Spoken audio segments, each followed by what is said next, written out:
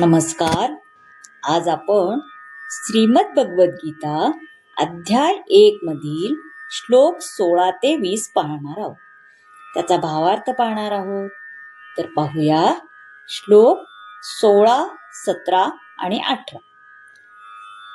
अनंत विजयम राजा कुंतीपुत्रो युधिष्ठिरा नकुलः सहदेवश्च सुघोषमणिपुष्पकौ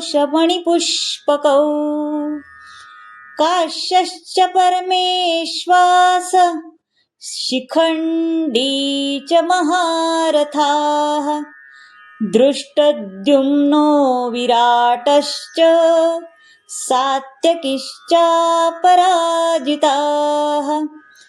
द्रुपदो द्रौपदेयाश्च सर्वस्य पृथ्वीपते सौभद्रश्च महाबाहु शंखद्वम्मु पृथक् पृथक्.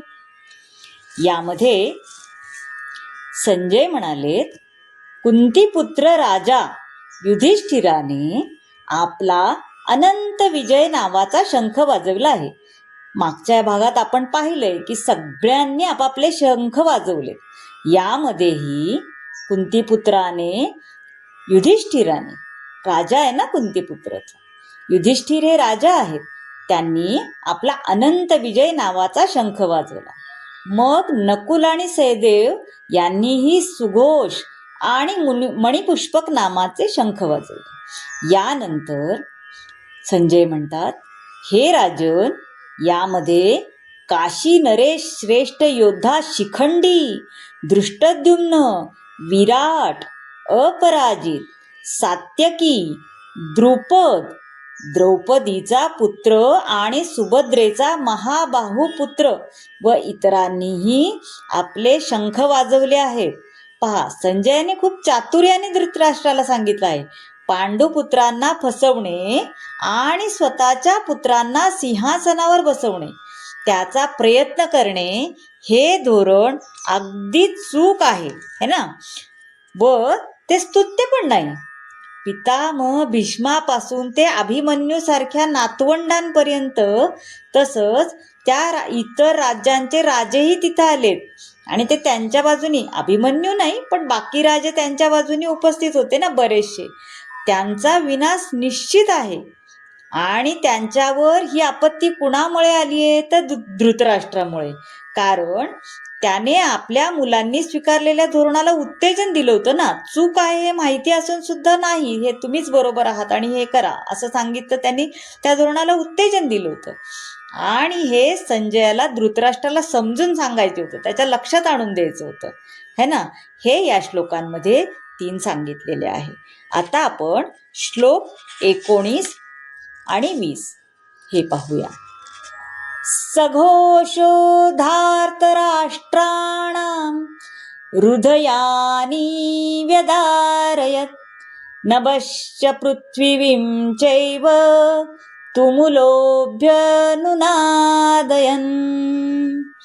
यामध्ये इथं आता 19वा श्लोक आपण पाहिला, है ना.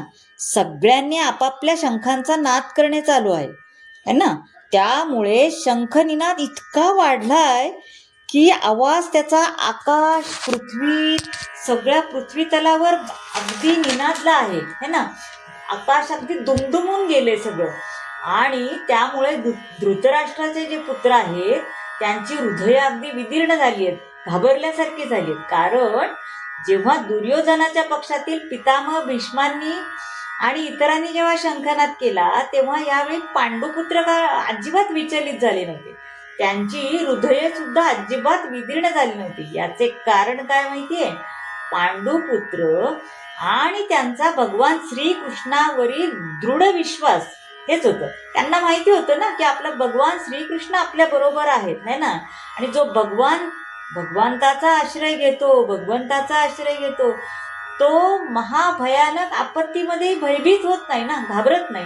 त्यांना माहिती असतं की आपल्याबरोबर देव आहे, प्रत्यक्ष भगवान आहेत, तर आपल्याला कशाची भीती, है ना. आता आपण अध्याय 1 मध्ये 20वा श्लोक बघूया. अथ व्यवस्थिता दृष्टा धार्तराष्ट्रान् कपिध्वजाः प्रवृत्ते शस्त्रसम्पाते धनुरुद्यम पाण्डवः ऋषिकेश तदा वाक्यं मिदमाह महीपते.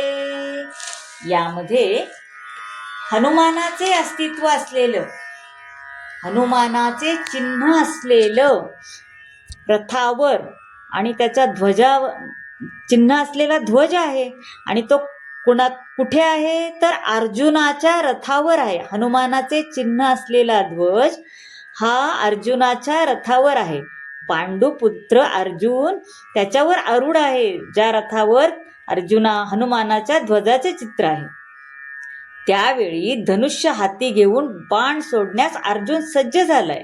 म्हणजे युद्धाला आता सुरुवात होण्यास थोडाच वेळ आहे ना. श्रीकृष्णाने सांगितल्याप्रमाणे सगळी सेना अगदी व्यवस्थित अनपेक्षितपणे अशी छान व्यूहरचना पाहून खरं तर धृतराष्ट्रपुत्र आहेत ते थोडेसे निराश झाले बरं का, घाबरल्यासारखे झाले. कारण अर्जुनाच्या रथावरील हे चित्र त्यांना आणखी एक लक्षण होते ना. राम आणि रावण युद्धामध्ये हनुमानाचं प्रभू रामचंद्रांना किती सहाय्य झालं होतं, त्यांनी किती सहाय्य केलं होतं. आता प्रत्यक्ष राम आणि हनुमान दोघेही अर्जुनाला सहाय्य करण्यासाठी आले.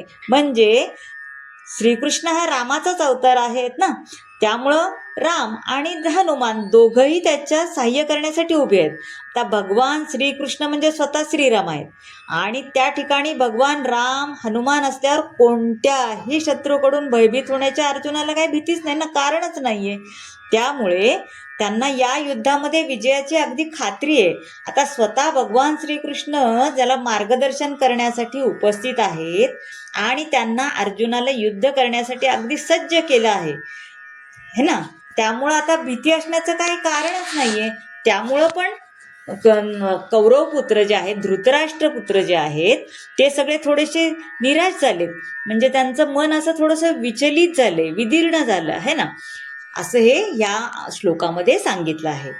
तर मंडळी, कसा वाटला आजचा भाग तुम्ही हा निश्चित सांगा आणि कमेंट जरूर करा. तुम्हाला काहीही वाटलं तरी ती कमेंटमध्ये सांगा, म्हणजे यापुढे अजून सुधारणा करण्यास वाव मिळेल, हो ना. तर कमेंट करा, शेअर करा, चॅनलला सबस्क्राईब करा, लाईक करा आणि तुम्हाला कसा भाग वाटला हे नक्की सांगा. धन्यवाद.